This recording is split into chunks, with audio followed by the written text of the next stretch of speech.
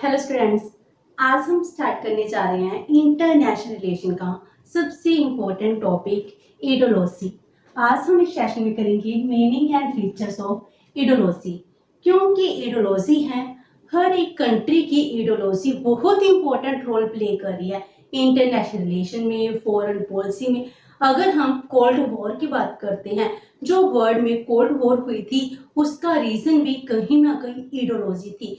Communist ideology and capitalist ideology, इन दोनों ideology की वजह से ही कोल्ड वॉर होती है। तो इडियोलॉजी बहुत इंपॉर्टेंट टॉपिक है इन इंटरनेशनल रिलेशन।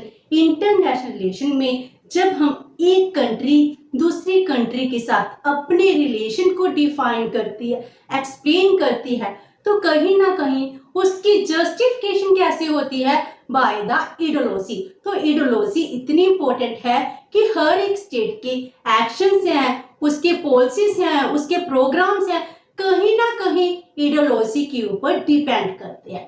तो फर्स्ट ऑफ ऑल हम देखते हैं इडियोलॉजी का मीनिंग क्या है।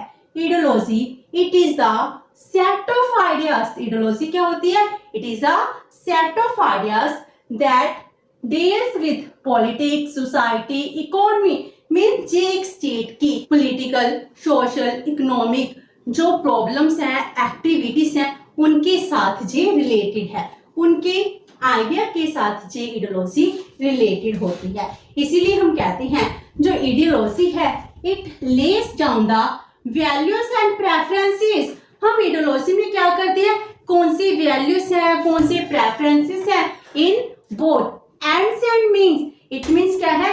एक स्टेट के क्या एंड्स हैं, क्या ऑब्जेक्टिव हैं, उन ऑब्जेक्टिव को अचीव किस वे से करेगी, कौन से मेथड से करेगी, उन सब की वैल्यूज को, प्रेफरेंसेस को डिफाइन किया जाता है इन द इडियोलॉजी। सो हम कह सकते हैं इडियोलॉजी में क्या इंक्लूड होता है? It includes a programme of action for the attainment of defined ends. It means क्या है? जब हम इडियोलॉजी की बात करते हैं, हम कहते हैं जो भी हमारे ऑब्जेक्टिव्स हैं, इन ऑब्जेक्टिव को हम कैसे अटेन करेंगे, उसके लिए एक स्टेट क्या काम करेगी, उसके प्रोग्राम्स क्या हैं, पॉलिसीज क्या हैं, उन चीज को डिफाइन करना ही इडियोलॉजी है। तो हम इडियोलॉजी को क्या कह सकते हैं? इडियोलॉजी हमारी समाज में, हमारी सोसाइटी में, स्टेट में, इकोनॉमिक, पॉलिटिक्स में जो भी प्रॉब्लम्स हैं उनके लिए एक एक्शन प्लान तैयार करना, जिससे हम एक नए वैल्यूज को डिफाइन कर सके, जिसमें हमारे आइडियाज होते हैं, जिससे हम कहते हैं हमारे हर एक प्रॉब्लम का सॉल्यूशन होगा। हर एक स्टेट के एक्शंस हैं वो इडियोलॉजी के ऊपर ही डिपेंड करते हैं। तो इडियोलॉजी का ओरिजिन कब होता है? तो first time it is used in French revolution. French revolution में इडियोलॉजी को हमने फर्स्ट टाइम यूज किया था। तो इसको यूज किसने किया था? डेस्ट्यूट डी ट्रेसी ने यूज किया था। उन्होंने कहा था कि जो इडियोलॉजी है it is the science of ideas. J science of ideas है। जब वो अपनी इडियोलॉजी के बारे में 1796 में बता रहे थे, तो हम ये कहते हैं इसका मीनिंग क्या हुआ? हम अपने आइडियाज को साइंटिफिक वे से डिफाइन कर रहे हैं। तो वो ये कह रहे थे to develop a rational system of ideas. जो इलॉजिकल आइडियाज हैं हम उनकी बात नहीं कर रहे, हम लॉजिकल एंड रैशनल सिस्टम की बात कर रहे हैं, उसको डिवेल्प करना, जिससे हमारी पॉपुलेशन है वो इलॉजिकल ना बने और वो सही सिस्टम पर वर्क करे। तो इसका मीनिंग यही था, हम एक रैशनल लॉजिकल सिस्टम को डिवेल्प करना चाहते हैं। इससे सोसाइटी क्या होती है?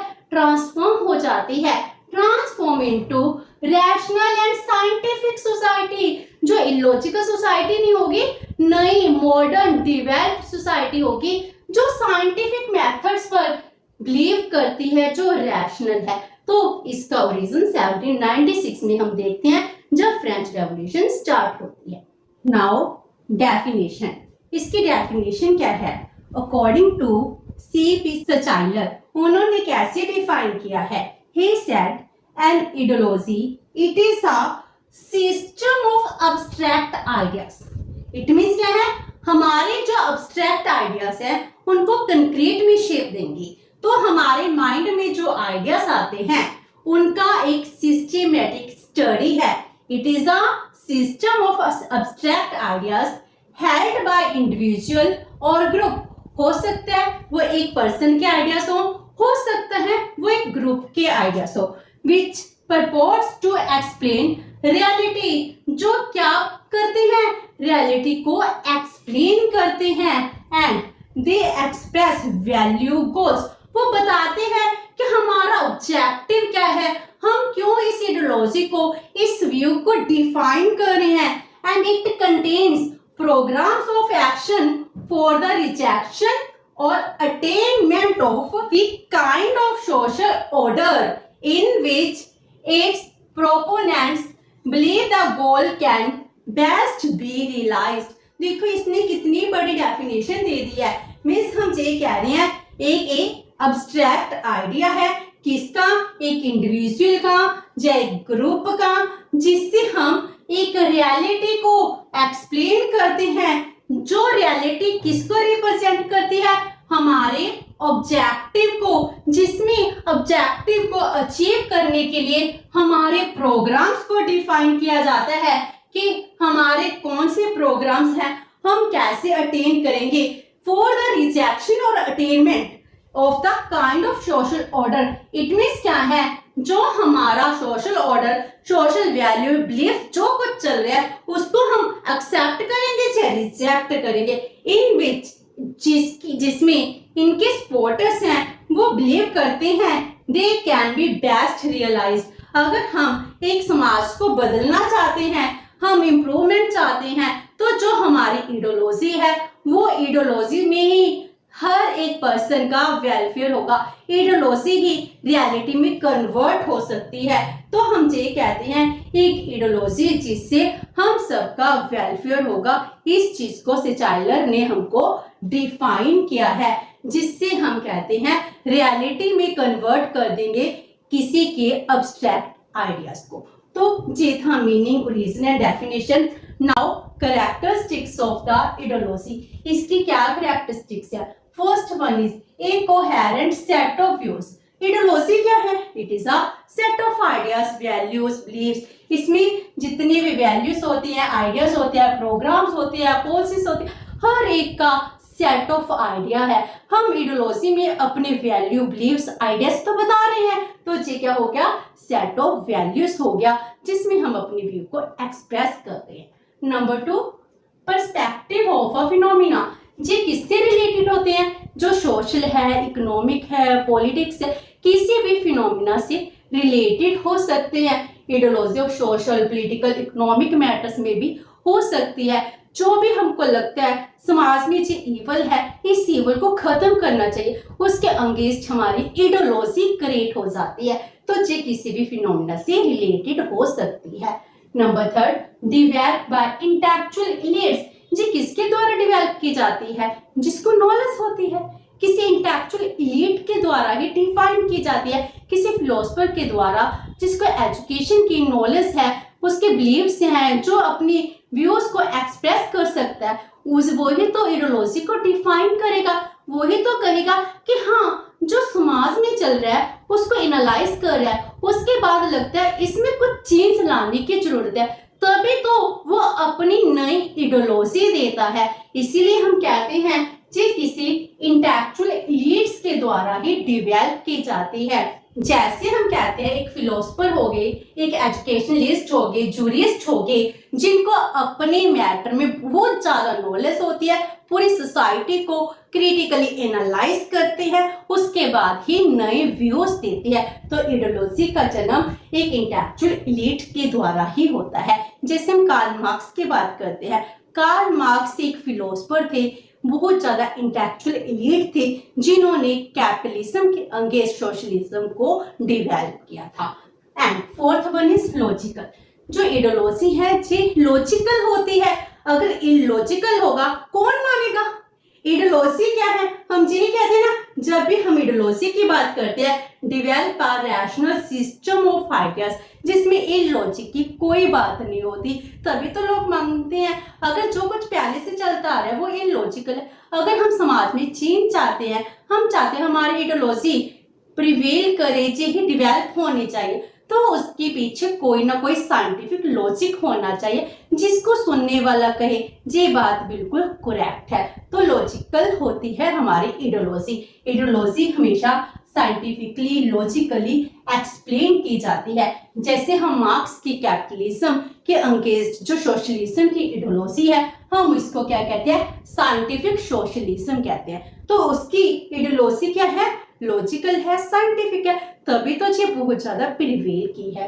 Next is dynamic. जो इडियोलॉजी होती है वो कांस्टेंट नहीं होती, जो टाइम एंड सिचुएशन के साथ चेंज होती जाती है। जैसे हम कुछ चेंज ला रहे हैं, पहले उस चेंज को एज सच एक्सेप्ट कर लेते हैं, लेकिन टाइम के साथ साथ हमारी रिक्वायरमेंट चेंज होती हैं एंड उन नीड्स की वजह से हमको उस इडियोलॉजी में चेंज लाना पड़ता है। तो हमारी सिचुएशंस हैं वो हर एक इडियोलॉजी को चेंज कर देती है। तो इडियोलॉजी एज सच नहीं रहती, इसमें चेंज आता है। जैसे हम कहते हैं लिबरलिज्म की इडियोलॉजी है, आज के टाइम में न्यू लिबरलिज्म चल रहा है, पहले क्लासिकल लिबरलिज्म था, अब टाइम के साथ उसमें चेंजेस आ गए, क्योंकि हम मॉडर्नाइज हो चुके हैं, हम ग्लोबलाइजेशन की बात करें तो लिबरलाइजेशन को हम न्यू लिबरलाइजेशन कहने लगे। तो हम सोशलिज्म की बात करते हैं, सोशलिज्म थी, सोशलिज्म में पहले मार्क्स ने अपने व्यू दिए, फिर एंजल ने दिए, फिर स्टालिन ने दिए, तो उसमें भी थोड़ा थोड़ा चेंज आता गया। तो लेनिन की व्यू, ये सब व्यू क्या है, डिफरेंट है। तो हर एक इडियोलॉजी पुरानी इडियोलॉजी में कुछ ना कुछ चेंज लाती जाती है। Aetiology change with time and situation. Old aetiology क्या होती है, वो चेंज हो जाती है और उसमें नए आइडियाज है वो अमर्ज हो जाते हैं। Next is manipulated bye politicians. जो इडियोलॉजी है, जितने भी पॉलिटिशियंस हैं उनके द्वारा मैनिपुलेट की जाती है। मैनिपुलेट मीन्स क्या है, जो पॉलिटिशियंस हैं, पॉलिटिशियंस क्या करते हैं, अपनी जो भी एक्शंस करते हैं, जो भी प्रोग्राम्स बनाते हैं, उन प्रोग्राम्स को अपने वे से एक्सप्लेन करते हैं, इडियोलॉजी का सहारा लेते हैं। जितने भी पॉलिटिशियंस हैं, वैसे तो वो क्या कहते हैं, हम सेकुलर हैं, हम डेमोक्रेटिक हैं, लेकिन फिर भी वो ऐसे एक्शन कर देते हैं जिससे वो अपनी इडियोलॉजी के अकॉर्डिंग अपने आप को जस्टिफाई करते हैं। हमारी इडियोलॉजी कहती है कि हमको सोशलिज्म को इंक्रीज करना चाहिए, तो फिर आज के टाइम में सोशलिज्म को एक्सप्रेस करते करते वो प्राइवेटाइजेशन की तरफ जा रहे हैं। तो इसके पीछे वो क्या कहते हैं, उनका लॉजिक होता है, हमारे सोशलिज्म की इडियोलॉजी है, लेकिन लिबरलाइजेशन की पॉलिसी, लिबरल इडियोलॉजी को हमने अडॉप्ट किया है। इट मीन्स क्या है, जो भी वो कुछ करेंगे, जो भी एक्शन करेंगे, उनके पीछे इडियोलॉजी का सहारा लेते हैं ताकि उनको कोई क्रिटिसाइज ना करे। तो हम ये कह सकते हैं, पॉलिसीज ऑफ पॉलिटिशियंस होती हैं, उनको एक्सप्लेन करना, जस्टिफाई करना, उसके लिए वो इडियोलॉजी का सहारा लेते हैं। Next is develop through social circumstances. जो इडियोलॉजी का जन्म होता है ना, चाहे इंटेलेक्चुअल एलिट्स करते हैं, वो सोशल सर्कमस्टेंसेस है जो नई इडियोलॉजी को जन्म देने का एक मेन कॉज बनती हैं। जो सोशल इवल्स होती हैं, इस वजह से ही इडियोलॉजी का जन्म होता है। कैपिटलिज्म में क्या था, हम एक्सप्लॉयटेशन कर रहे थे लेबर क्लास की, एक लेबर क्लास की एक्सप्लॉयटेशन हो रही है, एक सामाजिक बुराई बन चुकी है। मीन्स ऑफ प्रोडक्शन कुछ लोगों के हाथ में कंसंट्रेटेड है, इकोनॉमिक इवल बन चुकी है। तो इनके अगेंस्ट हमारे पास सोशलिज्म आता है। तो सामाजिक बुराई ने हमको क्या कर दिया, नई इडियोलॉजी के जन्म का कोज बना दिया। तो हमारे सर्कमस्टेंसेस ही हैं जो नई इडियोलॉजी के जन्म के लिए कोज बनते हैं। हम कहते हैं ना, necessity is the mother of invention. Like this, जो कुछ भी चल रहा है इसमें चेंज लाने के लिए, हमारे सर्कमस्टेंसेस में चेंज आने के लिए ही नई इडियोलॉजी का जन्म होता है। जो हमारे सर्कमस्टेंसेस हैं वो ही इडियोलॉजी का प्लेटफॉर्म बनते हैं।